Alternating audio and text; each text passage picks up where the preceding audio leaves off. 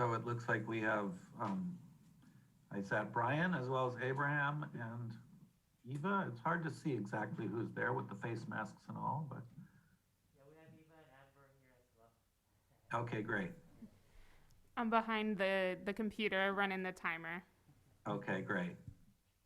And then just to introduce people, I think you can see we have with us tonight Frederick Venter from Kimley Horn, who's our traffic consultant, as well as both Matt Cota and Matt Ferris, who are with BAE Urban Economics.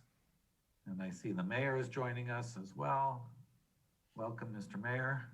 Here, thank you. All right, let me know when we're ready to go. Yeah, I think we are. We have 11 members of the audience as well who have signed in, and others, of course, may join us. I am going to actually share my screen just so everyone can see the order of business at all. And then we'll turn it over to you, Mr. Mayor, to formally open the meeting. And of course, I'm available to facilitate as soon as you're ready for me to take over. My screen at this point. All right, perfect. If all the members are here, why don't we go ahead and call the meeting of November 17th, 2020 to order. And we'll let you take it from there. Great, okay. Just for the sake of formality, let's go ahead and take roll. The mayor is here. Mr. Mayor, yes? Yes, I am. Councilmember Resendez? Present. And Planning Commissioner Huboy. You may be on mute, but I know you're here because I can see you. He's hiding from us. Can you hear me now? There you are, yes. All right, okay. Welcome to all of you. I just quickly already introduced the other folks who are here. We have 4 members of city staff in the city council chambers. Brian Swanson, Abraham Prado, Amber Cameron, and Eva are all here. And then we have 4 other members of our consultant team. Carrie Stone from Placeworks, our project manager, is here. We have Frederick Venter, our traffic engineer from Kimley Horn, and we have both Matt Cota and Matt Ferris from BAE Urban Economics. I'm going to be making the entire presentation this evening, but Matt and Frederick are all available to answer questions, and I imagine you may have questions for them as we proceed this evening. So we've had the call to order and a welcome to tonight's meeting. I'll give you a quick overview. We are required by law to have reports from the Gpac on any public conversations or feedback that they've received. And then we're also required to take public comment on any items not on the agenda. And then we have one item of business this evening, which is a comprehensive second report on existing conditions. You will recall that we already talked about existing conditions at meeting number 2. And tonight at meeting number 3, we're going to talk about the remainder of the existing conditions work.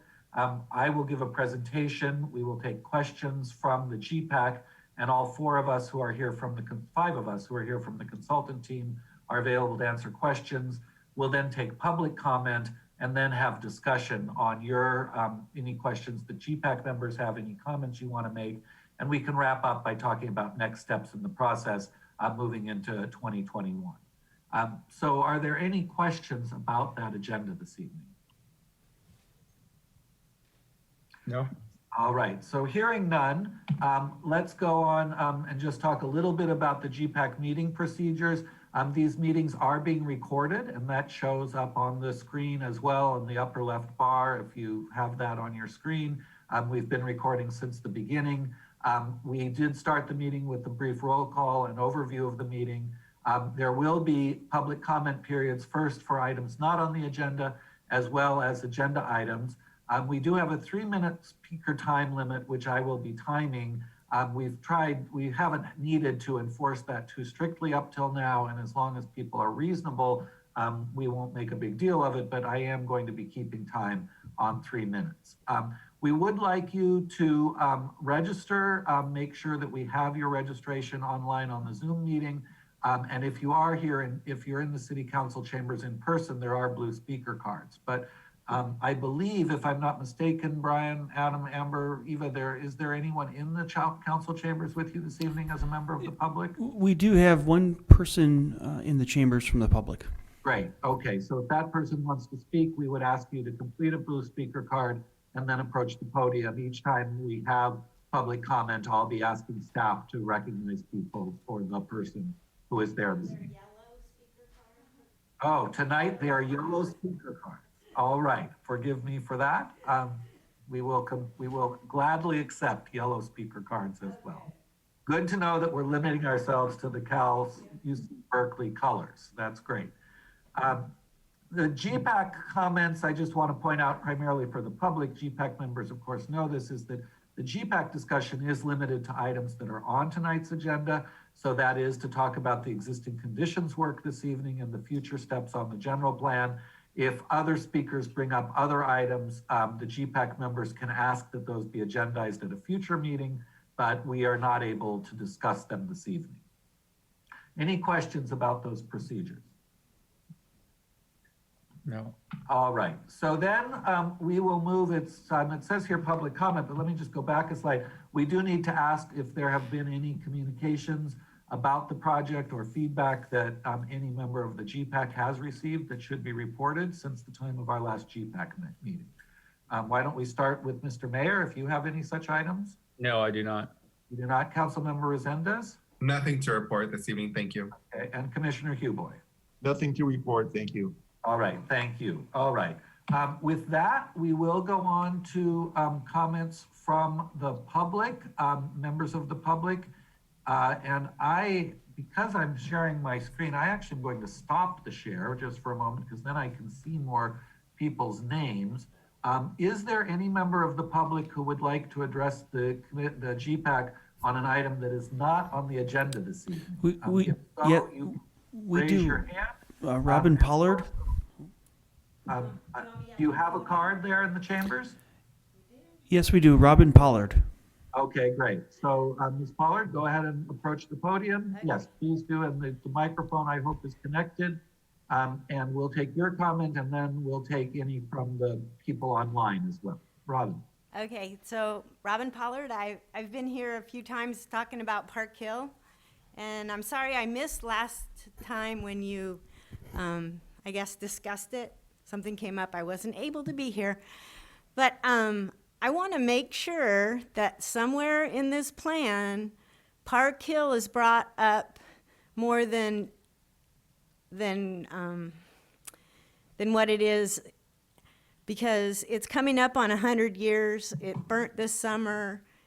It's a mess, and we need to either move forward with it and make it something really special, or turn it into parkland if that's what you'd like to do. But there needs to be some sort of commission or something that addresses this jewel of a piece of property that the city owns. Thank you. Thank you very much. The next person who's raised their hand is Canyon Consulting. We'll take you next, and let me just say we have no other members of the public with a hand raised so far. If others want to speak, please raise your hand during the Canyon Consulting comment. Go ahead, please. Mishmin Tuhis. Hi, my name is Canyon Coyote Woman Sayers Roots. I am daughter of Tribal Chairwoman Anne Marie Sayers of the Indian Canyon Mutsun Band of Costano and Ohlone people. We live out in the outskirts of Cienega Valley. We're on the only Indian country in the Bay Area that's identified by the federal government as Indian country. What I wanted to offer is, myself and my contact information, because when it comes to NAGPRA and CEQA, California Environmental Qualities Act, and NAGPRA, Native American Graves and Repatriation Act, our family is consulted in regards to Section 106, any project or plan that's happening in potentially archaeologically sensitive territories.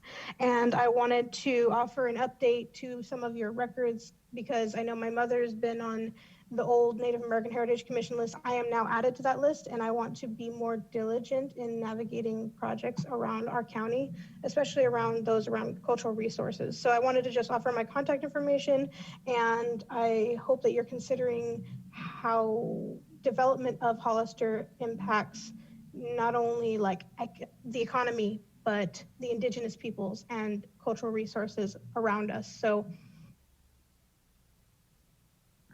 All right, I think you've broken off there, but I think we did get your comment. Thank you very much for that. The next speaker who has identified herself is Anita Kane. Anita, let's see if, can you unmute yourself? Yeah, go ahead and unmute and Okay, there we go. yeah, Can you hear go me? ahead. Yes, we Yes, can hear good. you. So I had two issues. I'm not sure if they're items that are covered under the general plan, but I'm going to throw these out just in case they are. One is the city really needs to have a heritage tree ordinance that protects trees of a certain size from being destroyed with development projects. And the second thing is a historical preservation commission. I believe at one time we had one and it foundered due to lack of staff, I believe, or there was some reason why it didn't move forward, but we do need to have a historical preservation commission that looks at historical properties that are in the line of fire of development. That would be where we would have a person. I'm sorry, I didn't identify myself. I'm the president of the Historical Society, San Benito County Historical Society, and we would like to have our resources available and utilized when development projects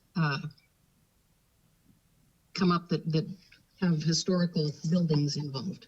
So as advisors, okay? Okay, thank you very much. Thank you. Thank you.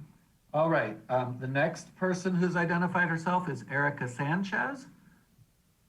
Erica, you can unmute yourself and begin to speak. Good evening, everybody. Thank you for the work that you do. My name is Erica Sanchez. I am here on behalf of the Hollister School District. We represent many of our elementary schools and 2 of our comprehensive middle schools here in Hollister, and our brand new school, Rancho Santana, that is being built on Fairview Road. On behalf of the district, I would like to just let you know that we are interested in being involved in future conversations as they pertain to the growth of our community, so that as a district we can prepare for any future plans that may come forward that would require us building future schools or taking into consideration the schools that we have within our community. We welcome any type of invitations to participate in these types of conversations, and we thank you for the work that you do. Right, thank you very much for your comment. We have another request from Kevin Henderson to speak. Mr. Henderson, you should come on right away. There you are, and you can unmute yourself and begin. Good evening. This is Kevin Henderson. I just wanted, I was just inquiring on if there's plans to complete the Gpac committee. So there's another planning commissioner and a representative from the public.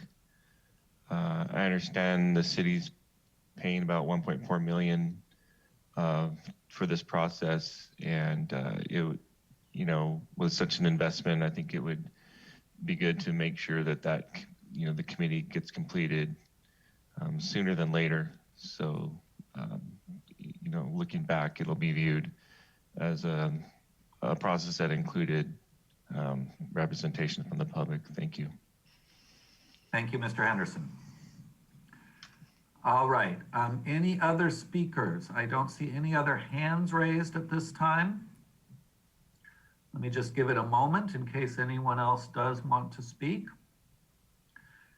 All right, it looks like there are none, so I will close that part of the comment. As I already mentioned, the Gpac is not able to discuss any of these items this evening, but I would ask the 3 members if there's any items that were just spoken about that you would want to see agendized for a future meeting. Let me mention that some of the things that came up tonight, Native American resources, Park Hill, historic resources, coordination with the school district, are several that will definitely be covered by our team anyway. So you don't necessarily need to bring those up. They will be on lists of future items for us to discuss.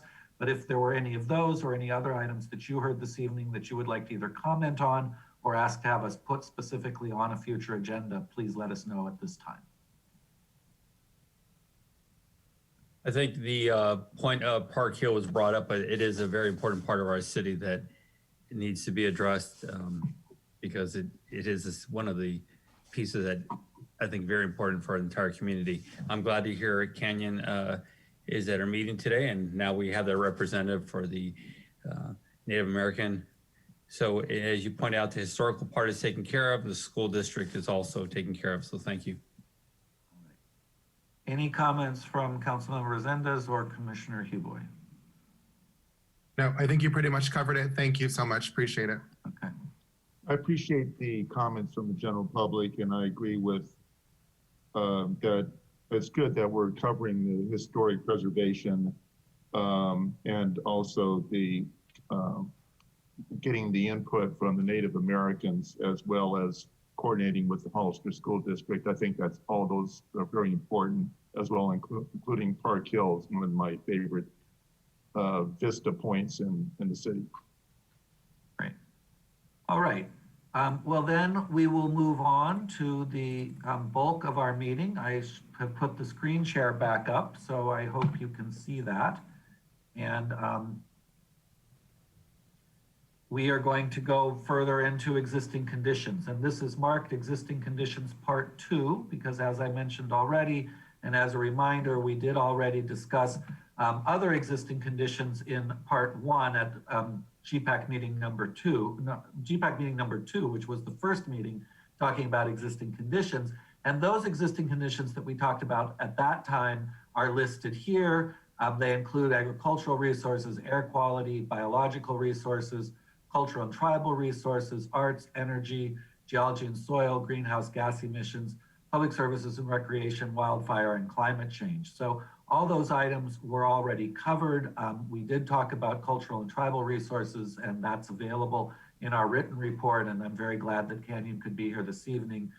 We did in that previous work also look at some information on hazardous materials, and including Park Hill, and that's information that we can talk about a little more as well.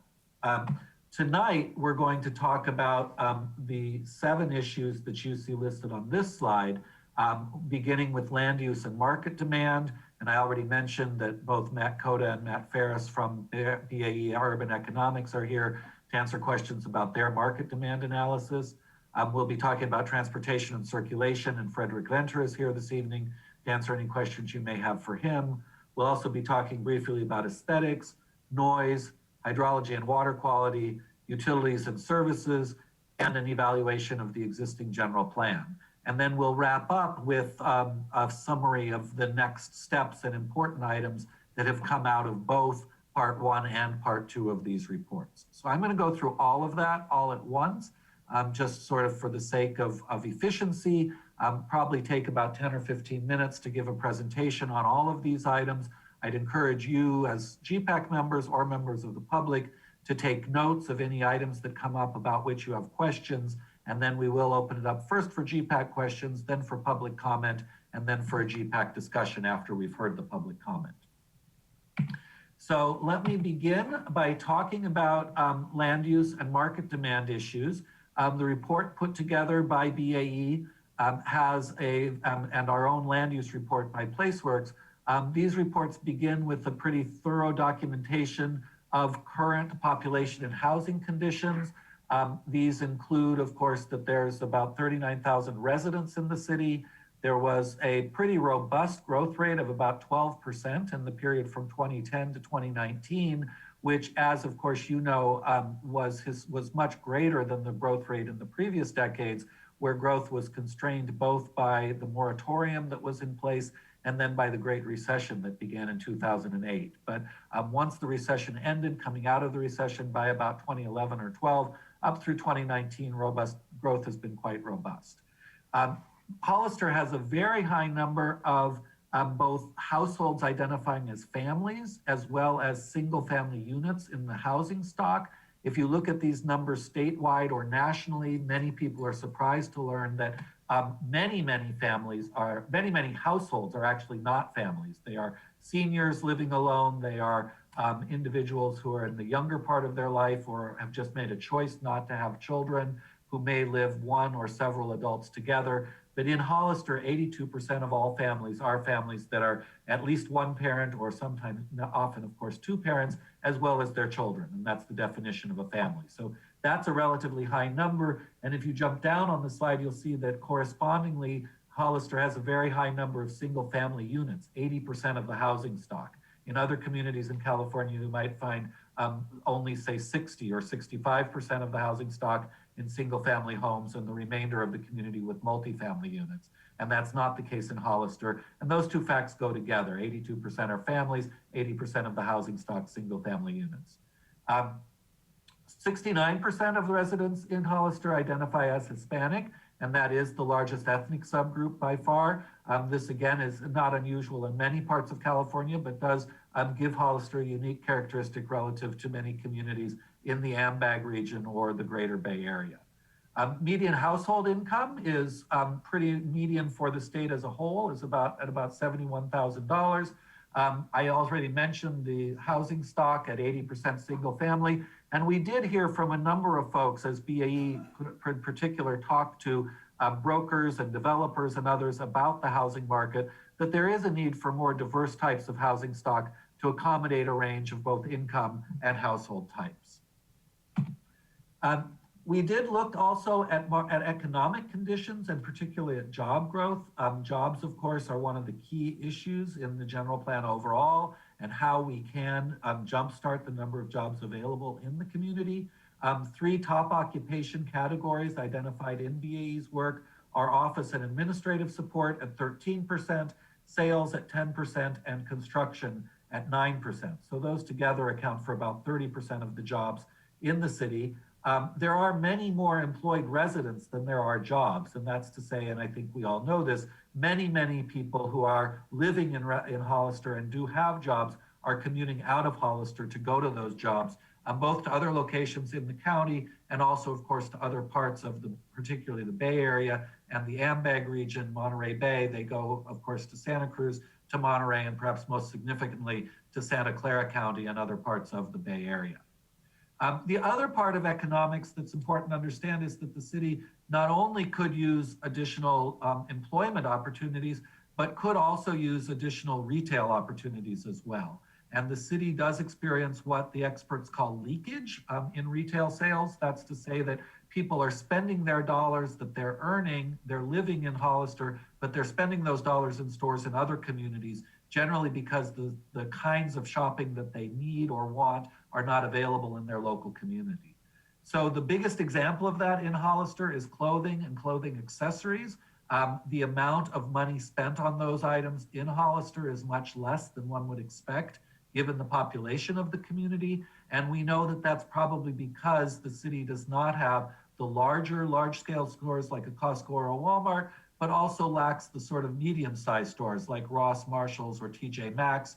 Hollister today is probably too small for those large-scale stores like Costco or Walmart, but could reasonably expect to start recruiting medium-sized stores like Ross, Marshalls, or TJ Maxx, and also other local retailers might be encouraged as well. And those kinds of things would cut down on retail leakage, not only in clothing and accessories, which is the major place we see leakage, but other sectors of retail as well. And if you have questions on those, I'm sure that Matt can comment further on those other sectors. Moving along, I wanted to talk about the growth scenarios that we've put together. And these are in a great deal of detail in the work we've done. And this is looking at on the residential side. Growth in Hollister today is expected by AMBAG to be at a baseline level that's reflective of growth over the past, say, 2 decades, but does not necessarily reflect the rates that are more robust in the last couple of years. And so we do have here, and I'll point out it with my cursor, we have a baseline analysis that looks at growth both within the city limits, but also what we call the greater Hollister area, which is the unincorporated area around the city of Hollister. Because the greater Hollister area is so interrelated to the area inside the city limits, the number at least that I look at is this number of total residents, which is a combination of both inside the city and immediately around the city in the unincorporated county. Our baseline projection for growth over the next 20 years through the year 2040, as it says here at the top of this slide, is just about 12,000 additional residents. And that would be accommodated within 3,200 housing units which would be about 2,000 within the city limits and about 1,500 on the outside of the city limits. Now, when we move along in a little bit, you'll see that these numbers of units are actually less than the numbers that are already proposed and approved within the city and the county. So we're pretty sure, and those are approved or proposed today, not for the next 20 years. So I at least feel relatively sure that growth pressure will probably be greater than what's shown in these baseline numbers that come from AMBAG and other historical sources, and they may move up towards some other numbers. And so to understand those other numbers, we've put together two additional scenarios. One is called moderate and one is called robust.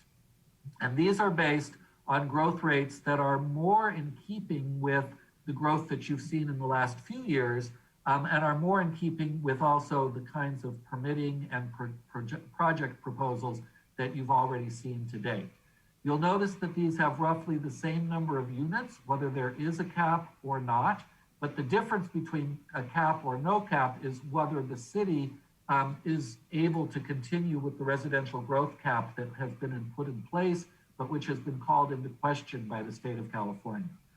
If there is a cap in place, then we expect that the total number of housing units within the city limits would get to be, and I'm not sure these numbers are completely correct, but we expect about between 8,000 and 11,000 units if within the city limits, if there is a cap, with the remaining of those units going out to the city limits. So you see that there's a total of 6,300 units under the moderate scenario, or about 8,800 units under the robust scenario. And the only difference between them is whether those get built inside the city limits or in the greater Hollister area.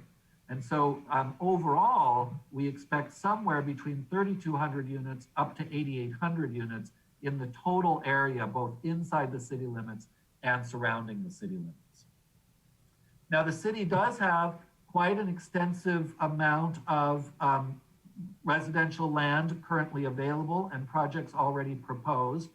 This map shows in the hatching projects that are already proposed inside the city limits in this turquoise hatching, and you can see quite a number of them, as well as residential projects proposed in the unincorporated county, and those are shown in this darker blue hatching. So pretty extensive development all around the city on both the residential and non-residential sides, particularly up near the airport inside the city and down near Ridgemark outside the city. That said, there's also quite a bit of additional vacant land shown in green here for non-urban uses. This is all agricultural land or designated for agriculture, as well as vacant land that's designated for urban uses, which are primarily for higher density residential, that is multifamily residential, as well as commercial and industrial uses. So BAE did put together a pretty exhaustive analysis of how that future land supply meets with the future demand. And you can see that expressed here in numbers of units. And you'll see then that we have here, remember the baseline of 2,038 units that's expected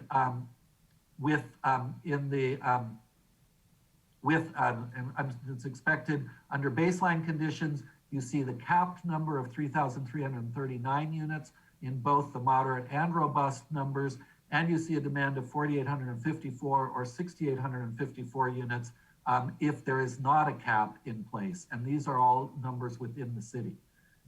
The pipeline that already exists that's showing additional development that's already proposed shows 2,400 units that are proposed inside the city limits today, which is greater than that baseline development amount, but somewhat less than the numbers even without the cap, and quite a bit less than the demand that will occur with the cap. But there's also quite a bit of additional land available as well for residential development, and that gets us down to having a surplus of land that's shown in red under almost any of the scenarios, all except the robust number without the cap. What's important to understand, though, about all of these numbers on the residential side is that most of these units that can still be built on a remaining residential land where there's not already a project proposed is almost exclusively multifamily or mixed use. And remember, the city today is about 80% single family homes. So if the city is not able to continue with its cap due to state regulations, and if the city wants to accommodate the market that already exists for single family homes, you may need additional developable land above what's already designated for single family designations. And that could occur either by redesignating multifamily units, or it could occur by adding additional land. And we've calculated up to 635 additional acres, as noted on the left side of this slide, that might be needed to fill in for some of these multifamily and mixed use lands if you want to accommodate single family homes instead. I want to very clearly state that none of this is for sure. These are both projections and they're policy issues. You could well decide that you want the balance to shift more towards multifamily. You could decide that you want to try and keep the cap in place. You could decide to allow the county to do the development at the edges of Hollister. Those would all be scenarios in which no additional designation of residential land is needed. And we'll talk about that more tonight. And even more so, we'll talk about that into the future because it will be one of the key issues that you'll need to discuss as the general plan is developed. But so that gives a summary on the residential side. Again, quite a bit of land. If you look just at the pipeline and the vacant sites in multifamily and mixed use, up to 635 additional acres needed if you want to go to single family to match the current rollout. On the commercial and industrial side, there's quite robust supply of industrial land. You can see these numbers at 10 million additional square feet of available capacity beyond what we project in need, even in the most robust scenario. So we don't anticipate a need for additional industrial land. And the situation is similar with commercial, where there's plenty of capacity for either the baseline or moderate scenarios. And even under the most robust scenario, there's a need for only about 12 to 20 additional acres of retail and local office capacity here on the commercial side. So that gives you a sense of the needs on the retail and local side. And again, really quite a strong supply of land on the industrial side today. So that wraps up about the land use and market demand. That's by far the most complicated set of issues that I have to discuss this evening. I'm going to go through now the other issues that we looked at, starting with transportation and circulation. We did look at 37 individual study intersections for their level of service and congestion. We found acceptable circumstances and conditions at 30 of those 37 intersections. Oh, I'm sorry, I pushed the wrong button there. 30 of those 37 intersections, there are 8 intersections that have lower than acceptable service and that will require some additional improvements over the next 20-year life of the plan.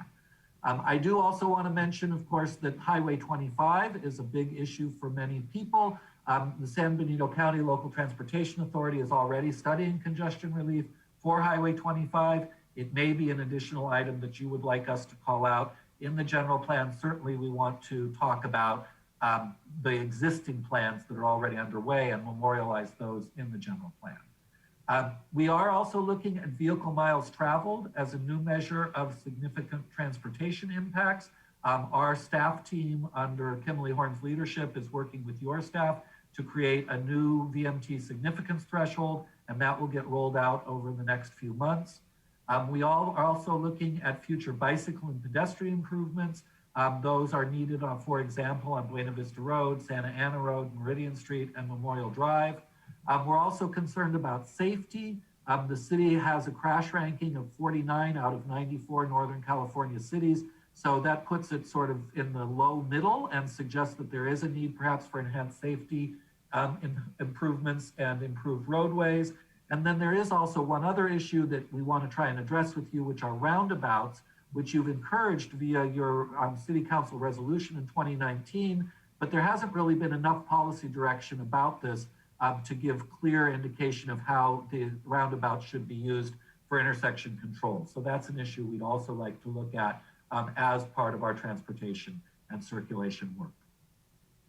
Let me go on from transportation and talk a little bit about aesthetics. We've done an exhaustive aesthetic analysis of the city, and of course, been able to document how the city has transformed over time from a more rural, small town to a more suburban setting, but still has really maintained the strong character of the downtown and the historic neighborhoods that surround the downtown.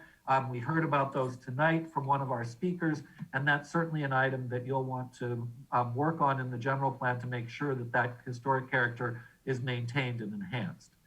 Outside the traditional core, of course, the building scale and type varies. You might want to have us look at additional design guidance for new subdivisions to enhance the quality there.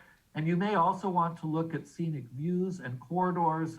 Currently, the general plan does not identify any for preservation. We heard about, for instance, Park Hill this evening, which is certainly one important view site. There may be others that you would like us to work on to identify as important views and corridors that should be preserved. Moving along to noise and vibration. We will, of course, be working on the noise element as part of the general plan. That's an element that's required by law. We have documented primary noise sources, which include the 7 items you see listed here: highways, major roadways, residential streets, the airport, local railroad activity, outdoor recreation, and truck loading. We've been able to document where those sources are and how low noise conditions are. The Union Pacific Railroad line is a particular concern because there are 7 rail crossings throughout the city. Those do require horns to be blown on the trains as the train passes by. And there is a possibility to designate some or all of those as quiet zones, working with the State Public Utilities Commission and the railroad. And that may be a general plan item that you would like to undertake as well. Also, we did identify through our existing conditions work that the city is regulating hours of construction, but does not have specific guidance on temporary construction noise and vibration thresholds. And those may be something that we should look at developing as well, either through the general plan or as an implementation task in the future. I want to switch now to talk about hydrology and then other utilities as well. Looking at hydrology and water quality, we did discover that both the San Benito River and the Pajaro River are impaired for 6 and 16 separate pollutants respectively. So there are some water quality issues in the city. There is also a storm drain master plan in place from 2011 that identified 8% of the city's storm drain network lacking capacity to convey the 100-year storm peak flow, which is a relatively common storm and really should be conveyed. That master plan called out a series of 33 different storm drainage improvements. 3 of them have been implemented as far as we know, but that does leave 30 more that need to be implemented. And that would make a big difference in covering the rest of the city for storm drainage issues. We know that the southwest and northeast area of the cities are within floodplains, and other areas, as much as 8% of the city, are subject to flooding in other parts of the city as well. When we go on to look at utilities, that brings us back first to water service, and again, the local groundwater, just like the rivers, does have high concentrations of several pollutants or several issues: total dissolved solids, hardness, and chromium-6. That creates marginal quality for both drinking and agricultural purposes, and your local well water is mixed with water coming from outside the region to improve that water quality. I want to be clear, particularly for members of the public, it's not dangerous water quality by any means, but it does have some quality issues that are resolved by mixing the water with water from outside sources. And that also has led to a restriction on some pumping groundwater pumping from the city's wells. So that talks a little bit about water. In terms of the sanitary sewers, just like storm drainage, there has been a 2018 study of a sanitary sewer master plan, which found insufficient capacity for future flows from future development. That plan identified 21 recommended capital improvement projects, and 9 of those have been implemented, leaving another 12 to be implemented to accommodate future development. And then in addition to that, there are some significant planning issues around the provision of both sewer and water capacity. I'm sure many of you know that the city has its own water utility, and then there's also the Sunny Slope District that provides sewer and water capacity as well. the city is bound by an agreement with Sunny Slope and the county that requires the city to serve for sewer service in any area served with water by Sunny Slope. And that means that the city can't always oversee development that occurs outside city limits under Sunny Slope's jurisdiction, even though the city ultimately becomes the sewer provider in those areas. So there, we believe, at least at PlaceWorks, that it would make sense for the city to try and revisit the interagency policy to address development on county land that anticipates connection to city water and sewer services. That agreement is one that has a 5-year life. The 5-year life, as we understand it at least, will come to an end just in the next couple of years, and it might be appropriate for the city to look at changing to that agreement to give a little more breadth to the city's overview capacity for those developments that are at the edge of the city of Hollister. So that ends the formal environmental existing conditions issues. I want to switch gears now and talk about legislative updates, the general plan guidelines from OPR, that is the Office of Planning and Research, and best practices in general plans. And I know particularly Commissioner Huboy, this is an issue that's been important to you, and I trust you've had a chance to look at the memos we've prepared. So I'm going to be talking about recent legislative changes. I'm going to talk about the 2017 directives from the Office of Planning and Research, and I'm going to talk about best planning practices as well. So looking at general plan law, your general plan was last updated in 2008, and there have been a number of changes to state law since then. And one of our missions with you and our obligations is to help you to update your general plan to cover all of the items that are listed here. Very significant changes in terms of housing element law and housing provision, particularly through what's called SB 330, the Housing Crisis Act of 2019. New climate change regulations that are both in SB 32 as well as SB 379. The Complete Streets Act that requires you to have policies for complete streets throughout the city, as well as the assessment of transportation impacts.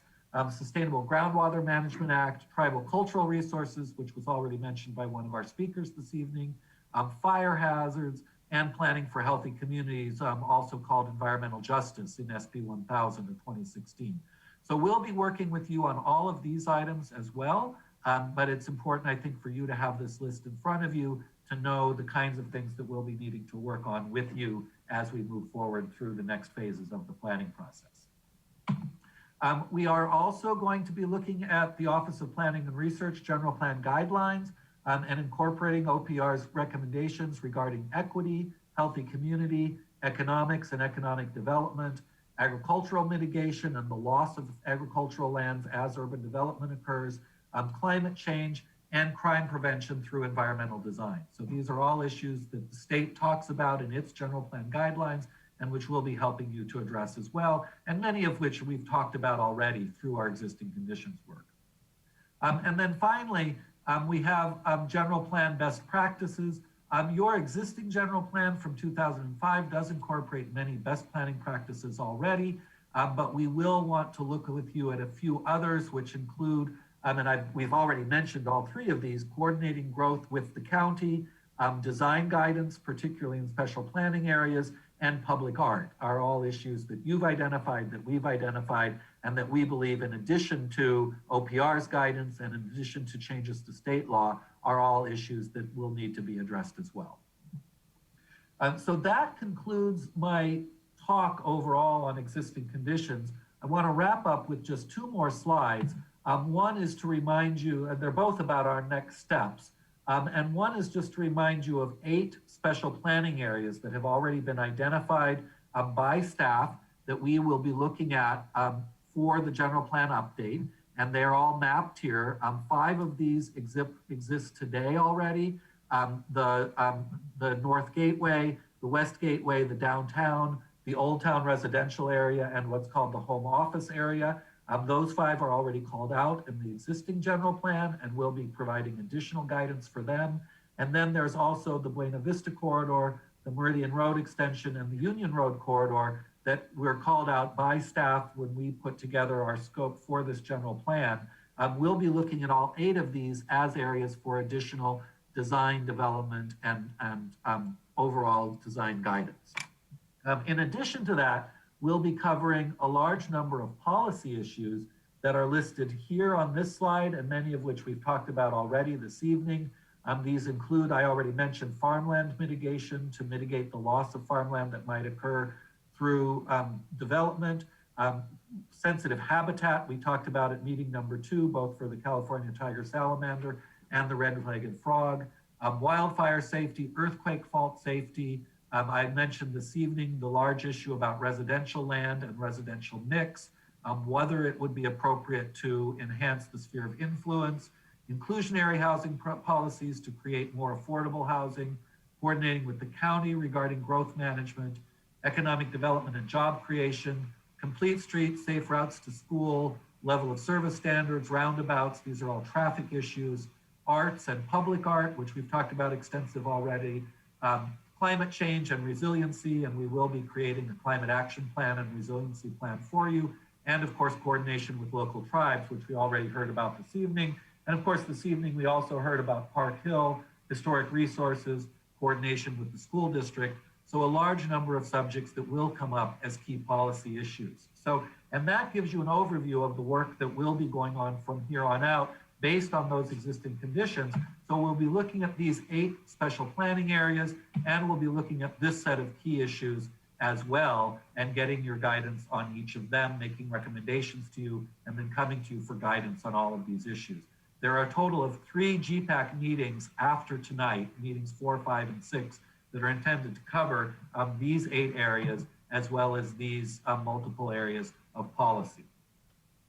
That concludes my presentation. I'm going to stop the screen share. We'll open it up for any questions specifically from Gpac members.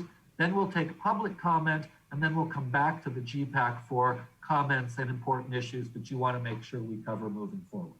So questions from the 3 Gpac members, and I want to point out again, we have Frederick Venter here from Kimley Horn on transportation, as well as Matt Coda and Matt Ferris for economic development and land use issues. So Gpac members, questions? I have a question. Go ahead, Mr. Hugboy. Okay, one thing that kind of stands out is that when we talk about implication for general plan updates, quote, coordinate with the county to ensure orderly growth and development and other general plan best practices in response to county approving large residential projects. We say, quote, the city should have a stronger voice in the approval of these projects. And also, under those different growth scenarios, we have 2 kickers for residential caps. My question is this: considering these policy statements or recommendations, when we have SB 330, which says, quote, prevents local actions that reduce housing capacity, what are the implications with considering growth caps and also incremental growth in lieu of SB 330? Are there conflicts or things that we have to be concerned about? Well, there are definitely issues and conflicts there. Ironically, most of those issues, when push comes to shove, may exist more at the county level than the city level. As I showed in the numbers, most of your residential land, at least on the single family side, has already been spoken for.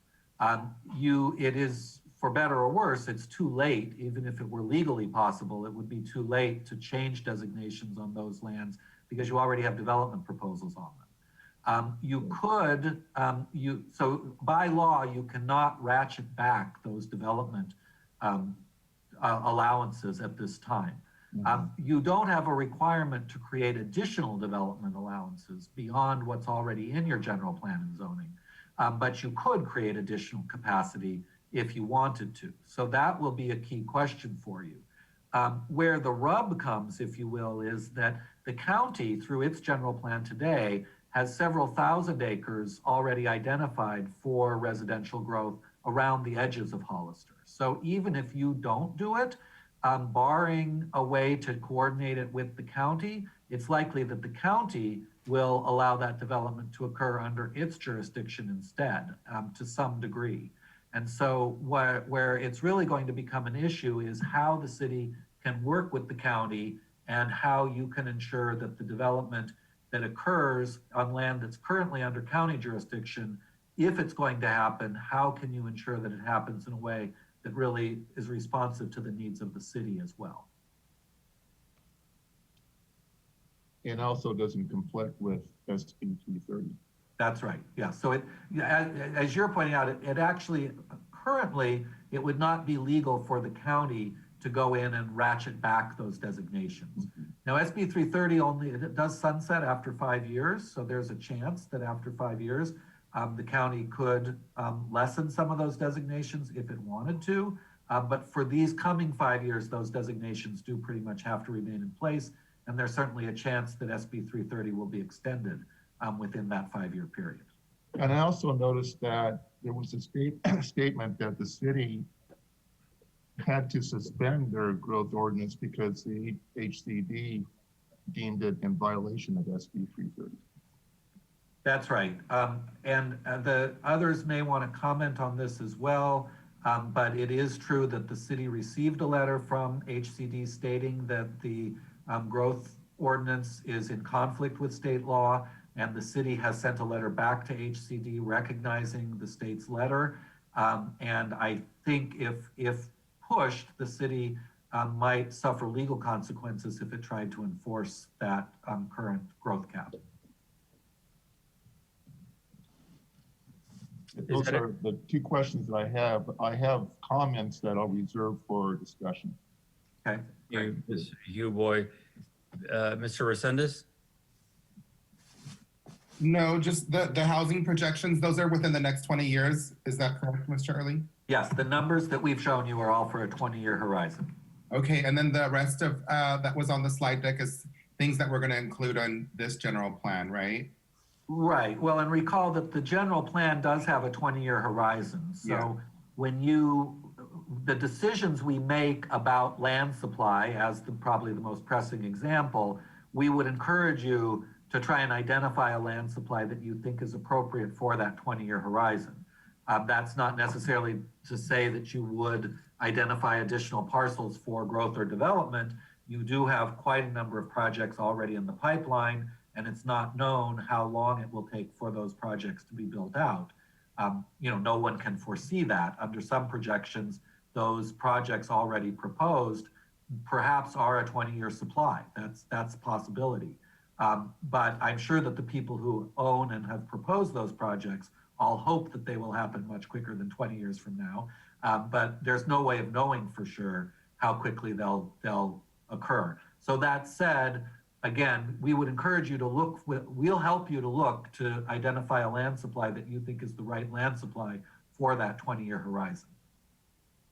Very good, thank you. Thank you very much. I had some comments going back to some of the comments and questions Mr. Huboy had, and thank you, Mr. Huboy. You brought up some very good points. Do want to point out a few things. So when we do talk about SB 330, I'm really glad you explained that we're not forced to add the additional capacity, but we are forced to deal with what we do have within the city limits now. And that's something that's been a lot of confusion locally and a lot of misinformation locally. So I appreciate that. Also, it's important to know our county is actually exempt from SB 330.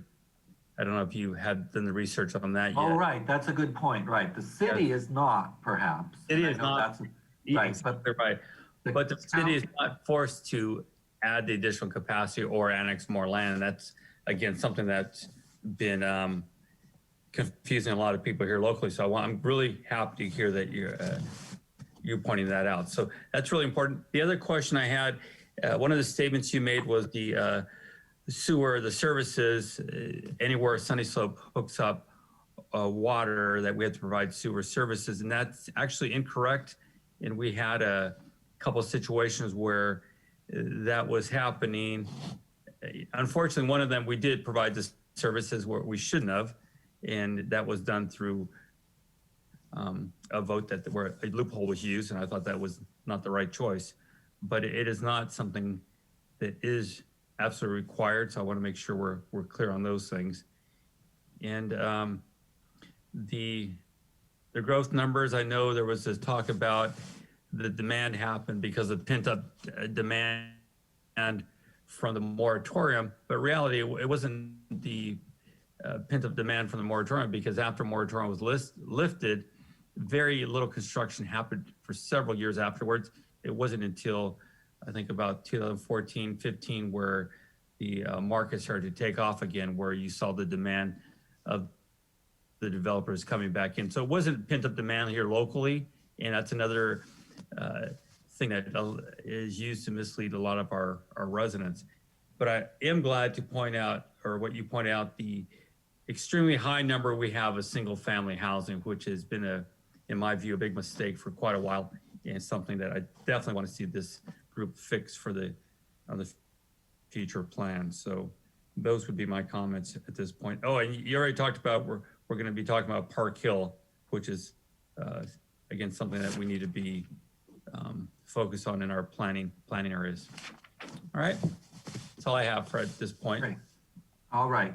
So I think at this point, the next appropriate thing would be to open it up for public comment. Members of the public are also, of course, welcome to ask questions.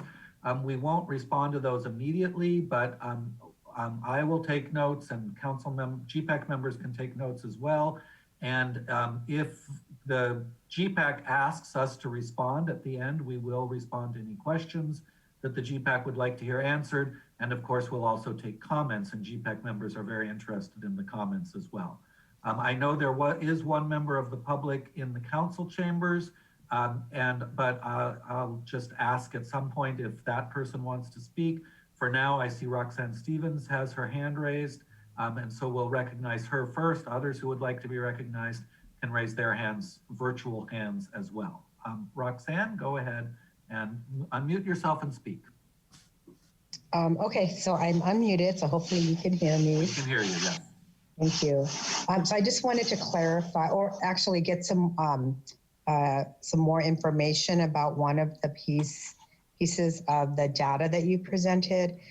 So when the stat that you said that you presented about the rate of family homes, so the single family homes was 80% in Hollister. And you said that was pretty high. So my question was, is that in comparison to just all cities in general, or specifically to cities that are the same size as Hollister? And then my follow-up question to that is, what is more of an average number for a city of the size of Hollister? Or I should say a percentage rather than what is the percentage of single-family homes in a city the size of Hollister? Okay. Mr. Mayor, would you like us to try and answer these questions as they come in, or shall we save them up and then take them towards the end? What do the other members feel? You guys want to take them all at one time? I think it would be probably wiser to take them all at one time in the end. Okay, so we'll note the question and be ready to answer that at the end. Perfect, thank you. Roxanne, Ms. Stevens, are you otherwise finished with your comments? Yes, thank you. Okay, thank you. We will get back to you. Okay, the next speaker is Valerie Eglund. You can unmute yourself first and then speak. Thank you. Yes, I am with Reach San Benito Parks Foundation as well, but I live out in the county. And my concern with the Hollister general plan is that it affects the whole county as county seat. And what I'm very interested in promoting and accentuating is the transportation and circulation, that the accommodation, we need more than just the 3 boulevards or streets that have currently been proposed. That with the COVID incidents we've had at present, it's extremely evident that people need exercise and to be out in the fresh air. And so our parks and bicycle accommodation and trails is something that needs to be very much emphasized in the future plans of Hollister, especially as it connects with the county in order to have longer and better, bigger kinds of trails. The AMBAG Regional Clearinghouse yesterday announced that a project area in Salinas on the Monterey County, bordering or near the border of San Benito County, is going to be a 760-acre land development with nearly 4,000 dwelling units and about 500,000 feet of mixed-use commercial. And I cannot imagine that this is not going to impact San Benito County and Hollister. So there are planned 3 schools, 17 parks, and other supporting uses. So I feel that anything that Hollister is looking at as far as their general plan, we need to consider our partnering and neighboring counties and how we are going to connect with them with our circulation and transportation. So those are my 2 cents. Thank you very much. Thank you, Valerie. The next speaker is Sarah Steiner. Sarah, you can unmute yourself and begin speaking. Hi, good evening. This is Sarah Steiner with the representing the San Benito Agricultural Land Trust, and thanking you for and the panel for holding the Gpac presentation this evening. And of course, I'm really pleased to see that agriculture and species mitigation is earmarked as part of your policy planning. But the question I have is the current policy states recommendations. So there is beyond highly recommending mitigation, there is no actual policy that states there will be mitigation. Is this something you see changing in the 2040 plan? All right, we can take that as a question and get back to an answer on that and the other questions asked later this evening. Is that the end of your comment, Ms. Steiner? Yes, yeah, that's, and thank you, Great. thank you. Okay, you're welcome. Yeah, we'll get back to that question. The next speaker is Bruce Mcconnell. Mr. McConnell, unmute yourself. There you go, and go ahead and start speaking. Yes, I'm a 21-year resident in this community, and I, along with many people, are very concerned about what appears to be random haphazard growth that is taking away from the identity of this community and the beautiful assets that we have here. And I guess to put it into a question, what forums are offered with you and elsewhere where we could have a strident dialogue along the lines of creating a vision for where we actually want to go, instead of muddling along and just having one development after another without any coherent plan. Even when you mentioned attracting retailers like a TJ Maxx or a Marshall's, that kind of growth actually would stymie local entrepreneurial opportunities. And we should be looking more at creating opportunities for people locally. And what are we doing along planning lines for developing platforms and support for our local entrepreneurs and our small farmers along the lines of distribution? So I'm just interested in, I guess, prodding you into developing community forums for having strong dialogues along these lines so that we have a better vision of where we want to be. Thank you very much for those comments. There are no additional hands raised at this time. Okay, here we have Elia Salinas has her hand up, so we'll take her next. Go ahead. Thank you. One of the questions that I have is you had on your graphs and you had purple colors and all that around the city and the county. And my question was, or is, of those purple, I believe you said were undeveloped. Is that correct? Yeah, the purple colors were undeveloped and vacant land that is already designated for an urban use, whereas the green colors were undeveloped and vacant land that's designated for an agricultural use. And of those blue, or those purple and green, what of those are actually not incorporated into the city? So that we actually have what they call, leapfrog, that it's not incorporated in the city, but it's designated even though it hasn't been incorporated in it? And then I guess you're gonna wait till the end. And my other question is,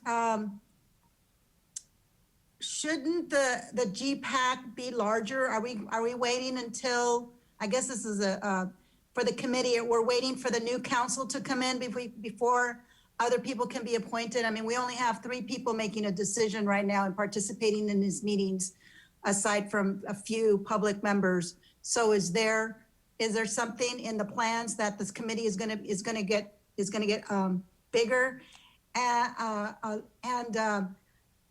As a woman, I would like to see some female input in this, some females on this committee. It's just all men making decisions for the city. So thank you for taking my comments.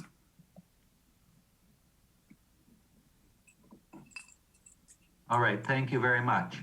Are there any other people who would like to raise a hand to speak? In the council chambers, do you have any speaker cards? None. None, all right. I see that Sarah Steiner has raised her hand a second time. Mr. Mayor, we don't always take second rounds of comments from people. Would you like to, I see only Ms. Steiner at this point. Would you like to? We'll do it this time, but I definitely don't want to get into the habit of taking second, third, fourth comments. So let's do this since it's only one and then we move on. Okay, great. Ms. Steiner, go ahead. We'll need to get you on. Here we go. And go ahead and unmute yourself. I just wanted to bring back the original question that I don't believe was answered about completing the people on the commission, especially addressing a resident on the commission. What is the status? All right. Okay. And I think so. That's one more question that we'll try and figure out an answer to in a moment. Let me just ask if there are any other speakers who have either comments or questions. Okay, I don't see any. I've made a list of about 6 questions here, and I'll try and go through a few of them. I'm going to ask Matt to talk about the housing split issue, and then perhaps Mr. Mayor, if you feel like it's appropriate, you could talk about the situation with Gpac membership. But let me start with the other questions. One of the questions, which I believe did come from Ms. Steiner, was whether there will be a policy on agricultural management, agricultural mitigation in the general plan. And the answer to that is that is a policy decision that will be made by the Gpac and ultimately the Planning Commission and City Council as this process proceeds. Ms. Steiner was correct to point out that there is no clear policy per se on that in the general plan today.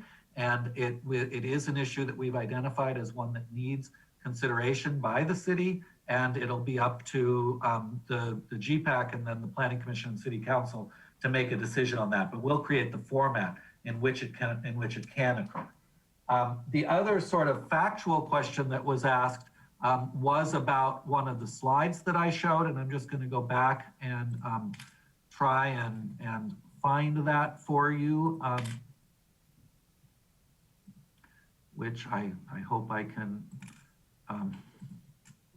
boy, I've gotten myself into a thing here that I don't know how to actually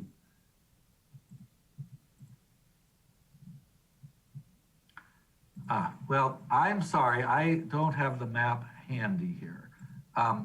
Let me just answer the question. The question was, can one differentiate on this map of vacant and undeveloped lands, those lands that are inside or outside the city? And the answer is yes, the map does have those boundaries very clearly delineated as the city limits, the sphere of influence, and the urban services area. So if you look at the map, you'll be able to tell, not by the shade of green, but just by the location of the lines, whether the lands are inside or outside of the city limits. And I'm sorry that I don't have the map handy, but if you have your own copy of the map, you will be able to see that.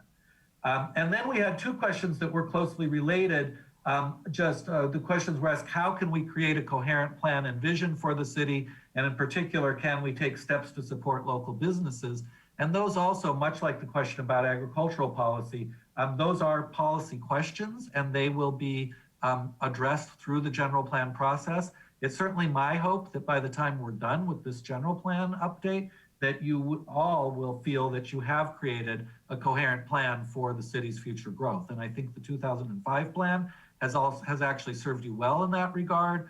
You're pretty much at the end of the life of that plan. You have designated certain lands for residential development. Projects have been proposed on them. We have identified a series of issues like coordination with the county, like economic development and support for local businesses. Those are all things that will be addressed as this planning process moves forward. And hopefully this meeting and the 3 future meetings we're going to be having as we develop these policy issues will be the forums in which we can create that plan and as one particular example, talk about ways to support local businesses. So I hope that does happen through this planning process. Those are answers to 4 of the questions I heard. Let me turn it over to either Matt Coda or Matt Ferris to talk about the housing split in other similar cities of similar sizes and similar locations. And then we'll go to the mayor to talk about anything that's appropriate at this juncture regarding the Gpac composition. Matt or Matt? Yeah, thanks, David. So this is Matt Ferris with BAE. As we alluded to in our report, and David also noted in his presentation, Hollister is roughly 80% single family. Also in that report, we have kind of comparison geographies, one of which is the AMBAG region, which represents all cities, as well as unincorporated areas in San Benito County, Santa Cruz County, and Monterey County. There we're seeing that single family homes are roughly 70% of all housing units. And then we zoom out at the entire statewide level and note that roughly 65% of all units are single family homes. So I think with that kind of comparison geography, you're seeing that the 80% rate in Hollister is notably higher than any of our kind of comparison geographies. Great. Thank you for that answer. Okay, so the last question that was asked, and I think that was asked by 2 different folks, is there any comment at this time about the composition of the Gpac? I think many members of the audience know that there are currently 2 positions on the Gpac that are vacant. One is for a planning commissioner and one is for the public at large. And I'm not sure if the council has had a chance to look at that recently, but since the question was asked, let me just ask Mr. Mayor if there is any appropriate comment on that at this time. Yeah, and thank you for the question. So the council, when we were originally getting this set up, we put the applications out for the public to get the public at large, the members from the Planning Commission. We had chosen the 2 planning commissioners and the citizen at large was chosen. Unfortunately, the council, 2 members, it's kind of interesting. One of the people that made the comment about why aren't they filled was one of the people that was against some of those choices. One was a female. That was, again, all of these people were very well qualified. But at the time, the council, 2 members would not approve the additional members to this committee. Hopefully with the new council coming in, they can look at that again and we can vote on this and add the other 2 members that really should be part of this committee. And we will be looking at that again. Hopefully we will have the votes to add those members on. Great. Okay, Mr. Mayor, thank you very much for that answer. So that concludes my presentation. We've had questions from the Gpac. We've had both questions and comments from the audience. At this point, it's about 7:15. We've still got a bit of time in the agenda. And our last item would be just to hear from all of you about any comments or issues that we've brought up this evening or that we have not brought up this evening that you want to make sure are on our agenda for talking about as we go into policy discussion, again, about those 8 special planning areas that are identified in our scope of work, as well as the wide variety of issues that I've mentioned and that others have mentioned here this evening. So we'll open it up for comments from any of the 3 of you on those sets of issues. Mr. Huboy, would you like to go first? Yes, thank you very much, Mr. Mayor. I did read through the material and made some notes, and I think back on the 2005 general plan update, and it's amazing how much legislative information has come out since then, Assembly bills and Senate bills, and I'm happy to say that I agree with a lot of that development since the 2005 general plan. Going through these different AB and Senate bills, there are some areas that were left to the discretion of the Gpac committee, and I just wanted to make comments on some of the recommendations, not the requirements. I agree with the requirements, but for example, on AB 836, where we talk about climate change and it's not going to go away anytime soon. So there was mention about smoke clean air centers, and it's not a general plan requirement, but it was suggested that we have a pilot program for a clean air center, and I'm totally in agreement with that for our vulnerable demographics. We go down to Senate Bill 1000, where there's an environmental screen process that would identify us as a disadvantaged community. We are not classified as a disadvantaged community, but I am a strong believer in environmental justice. And that I think that I would be totally, and given our farm worker community, I totally believe that we need to look at give environmental justice information in the general plan and have policy on health and safety. In our health and safety element, I agree with on removing, for example, removing lead paint asbestos in these older homes and these environments and enforcing health codes. I totally agree with that recommendation. Also, with the speaker of Sarah Steiner on agricultural land, and just talking about growth as a concept, I believe that, and we learned it's always from the 2005. I thought it was great that we're looking at sprawl as not being a very good planning 101 concept. I think that growth should come from, and I think it's generally speaking, from the urban core and higher density growth, and then the outer layers of agricultural land should be larger parcels. And there has been a lot of mention about conservation of environmental agricultural resources is one of the 3 state planning priorities. Other than that, I found it interesting. We're talking about in our industrial, for the market analysis, that we have a strong industrial market, and with the issues with COVID-19, we're looking at more stay-at-home, working-at-home environments, satellite offices. I think, and we should be mindful of flexible zoning, especially in residential areas, to allow office space, because there's not a lot of office commercial projects in the pipeline. That's what I've been reading here. And I think that we need to also consider resiliency as part of the general plan, and either one of those, how it relates to the elements. And I'm happy to see we have a new arts element and an economic element that would be in addition to the previous general plan. And I agree with Valerie Egland on the importance of recreational amenities. And I think we could address that in health and safety element. Those are my comments. Thank you, sir. Mr. Resendez? Thank you, Mr. Mayor. In closing, in summary, I would just like to say that I think, the general plan process and everything that's been coming out of it seems pretty spot on with the conversations I have with the public, with the conversations that we're having at council, and the dialogue that's just out there in general. So I'm pretty excited about it. I think you guys are doing a fantastic job. Thank you. Thank you to the staff. You guys are awesome. I really appreciate everything you guys are doing. I do agree with Commissioner Uboy that we need to build in an environmental friendly way, in a manner that's not going to put too much of a burden on our environment or our public as well. I'm also happy to see that there's so many different people involved advocating for the needs of our community. Ms. Pollard, she's been involved over the years, and she's absolutely correct. I think we need to protect Park Hill. It is one of the most prime spots of Hollister where you can go up there and you can see all of our city. So we need to do something to protect that. I'd be interested in looking at more areas that we can protect, as you stated, that those are not designated right now.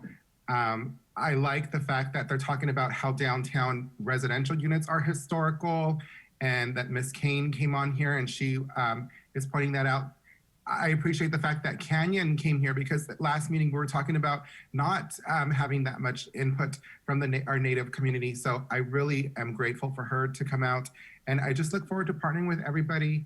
We're spot on, and I think we're doing a wonderful job. So thank all of you guys for all of your hard work. You're much appreciated. Thank you, Mr. Resendez. So I do want to go back through a lot of the comments or points we were making today, and going back to the growth rate of the 12%, and again, we were at 80% single family. We far exceeded the numbers required of us from the state, and this is why we are currently having so many issues within our community. We do need to have a much more reasonable plan for a community that does incorporate more multifamily homes in our community. And I definitely want to make sure we match those numbers that we're seeing in other communities, more at the 60% rate. So we have new communities built with a mix of single family, multifamily, affordable mixed in, rather than just going at the profit maker of the single family homes. It's very important that we're focused on that, and more towards the line of the baseline numbers rather than the extreme numbers, because we just cannot absorb that kind of growth in our community. It is putting stress on our infrastructure. Some of the points made were the inefficiency or the insufficient capacity for some of the on the sewer master plan that we have to be dealing with. It's going to cost the community quite a bit of money to try to catch up.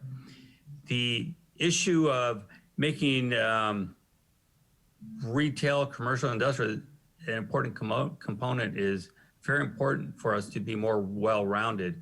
We are off balance now. We need to have more jobs for our residents. We do need to put that focus in there and make that an attractive feature of our community to bring in the businesses. And we do need to grow in more planned way, instead of, as somebody mentioned earlier, a haphazard way that it's been happening over the last several years, so that we have that balance. And again, our residents are proud of our beautiful community, and they can actually live, work in our community, and shop in our community. Very important pieces that we need to work to get to incentivize for the retail that we do need here.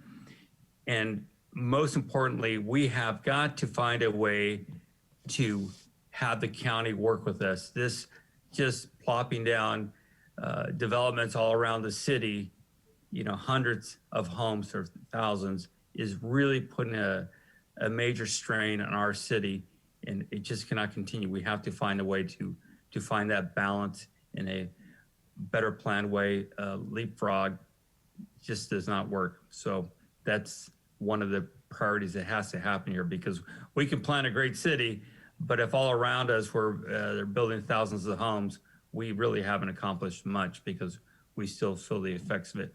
Transportation, 25, as we talked about before, is been approved now, the widening roundabouts. We do need to move forward on some of the plans on those and put together a few spots that we can demonstrate they do work when they're done well.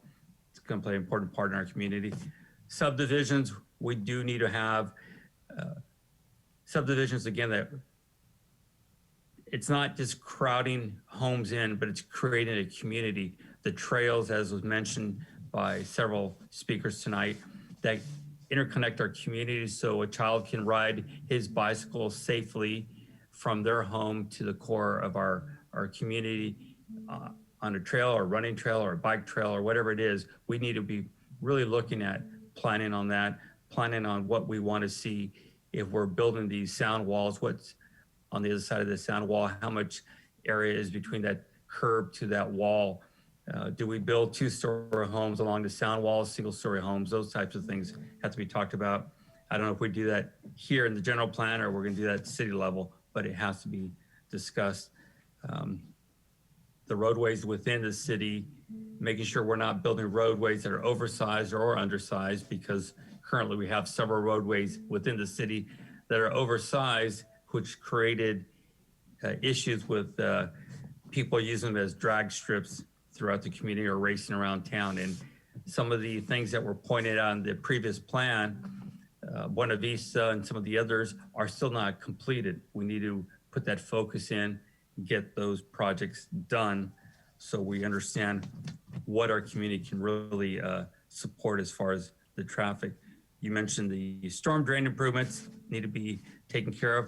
Do want to mention the water. As far as water quality, we did build a new treatment plant that does meet the Chromium 6 requirements. And we were one of those communities that moved ahead on that early. There were several discussions on, shall we do it later or now? The city, along with our partners, committed to taking that project on and meeting those requirements. And so we're under the 10 parts per, I think, per billion. And we are doing well on that part with the treatment of our water, the quality of our water.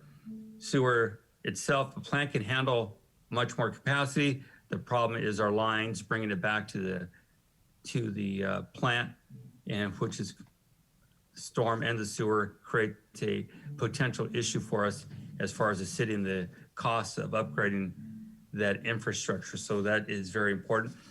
Again, I appreciate the additional information on 330, pointing out county is exempt and the city is actually meeting or it has exceeded their requirements. And I want to make sure that's clear because, again, a lot of people are being misinformed about that, and we don't want misinformation going on within our community. Planning with the school districts is critically important. We have several bonds right now. If anybody looks at their property tax bill right now, they will see the many, many bonds that we're paying for the improvements of our schools and for the new schools. We have to really plan our future growth based on some of these bonds so we can absorb these rather than just adding more and more and more bonds to our tax bill. And of course, our children deserve a quality education that's not impacted because of growing too quickly. And the planning areas you mentioned before, again, this is something that I think the city has been talking about, and we need to just put that focus on this, but I do appreciate it becoming part of this conversation. And again, to close it off, the Gpac committee, hopefully with the new council, we can appoint the other 2 members and we can have a full committee in place, which does include 1 female.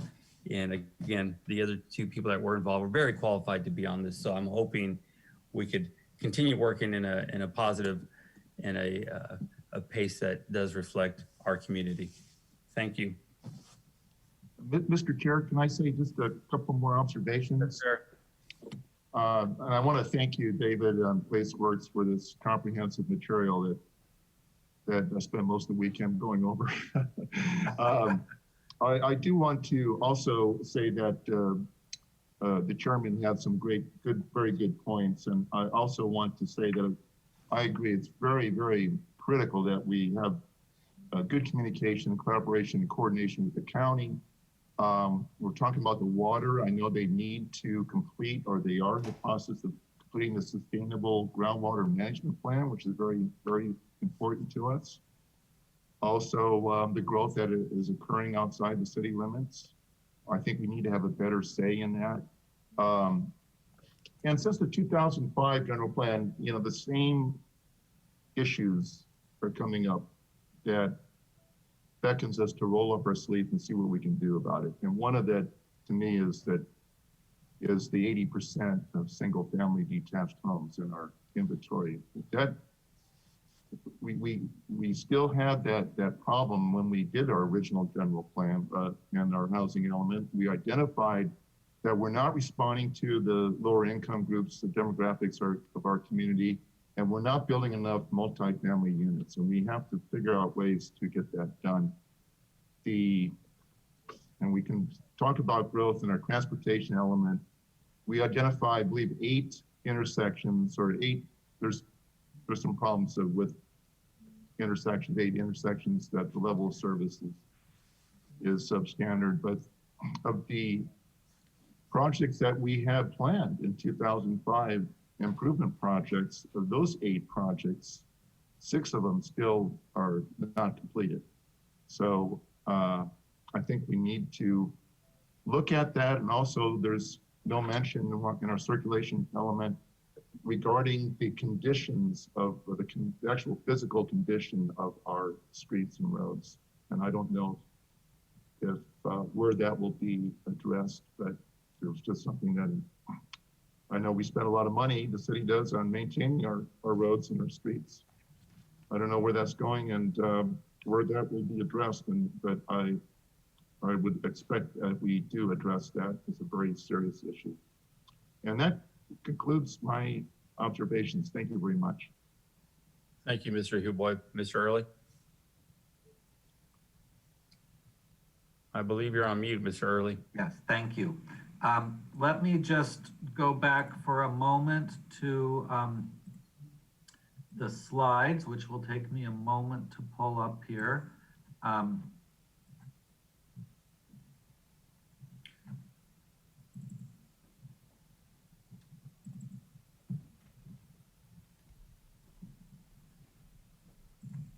Sorry about this. It takes just a moment. Here we go. And I just want to go ahead here. We've gone through all these slides. I apologize for going through them so quickly. But I just wanted to wrap up by talking about our next steps.